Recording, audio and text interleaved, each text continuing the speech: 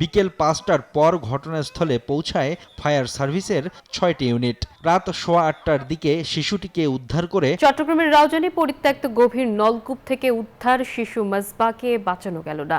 এই ঘটনায় এলাকায় শোকের পাশাপাশি ক্ষোভ ছড়িয়ে পড়েছে। আকরাম হোসাইনের রিপোর্ট, ছবি তুলেছেন আবু জাবেদ। বুধবার বিকেল ৪:৩০টার দিকে রাউজান উপজেলার কদলপুর ইউনিয়নের দক্ষিণ জয়নগর বড়ুয়াপাড়া এলাকায় বাড়ির পাশে খেলছিল শিশু মেজবা। হঠাৎ পাশের একটি পরিত্যক্ত নলকূপের গর্তে পড়ে যায় শিশুটি। খবর পেয়ে দড়ি ও বাঁশের সাহায্যে প্রায় ১ ঘন্টা উদ্ধারের চেষ্টা করেন স্বজন ও স্থানীয়রা। ওই সময় শিশুটি জীবিত এবং সাড়া দিচ্ছিল বলে জানান তারা। আমার ভাই কাঁদছিল, আমি এসে জেগেছিলাম। আমি তারপরে আম্মুকে ডাকছিলাম, আম্মু আসছিল, আম্মু সবাই গ্রামবাসীকে ডাকছিল। আমি আন্টাইটা ওকে আবার বলা হলো, আবার দোস্ত একটু করে টানতেছি, ও একটু সোজা হয়ে দাঁড়াইছে গর্তের ভিতর।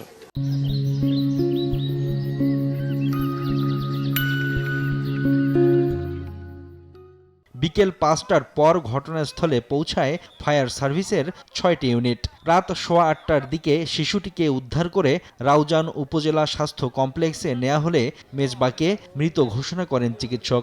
আমরা এখানে বাচ্চাটার প্রথম লড়াচড়া দেখতে পাচ্ছি, পরে আমরা অক্সিজেনের ব্যবস্থা করছি। স্থানীয়দের অভিযোগ, পরিত্যক্ত গভীর নলকূপের গর্ত ভরাট না করায় এই দুর্ঘটনা। আমি অবশ্যই এটা সংশোধন চাই সরকার থেকে। এই কাজগুলো যারা করে তারা থেকে অবশ্যই এই কাজগুলো কি ভালো করে মনোযোগ দেওয়া দরকার। গাফিলতি হচ্ছে, এই যারা করছে ওদের গাফিলতি। আমরা আশা করব এরকম গাফিলতি যেন না করে, অন্য কোনো মার বুক খালি না করার মতো আর কি। এ ঘটনায় এলাকায় শোকের পাশাপাশি গর্ত ভরাটে অবহেলা করায় সংশ্লিষ্টদের শাস্তির দাবি জানিয়েছে স্থানীয়রা। Desk report, news 24।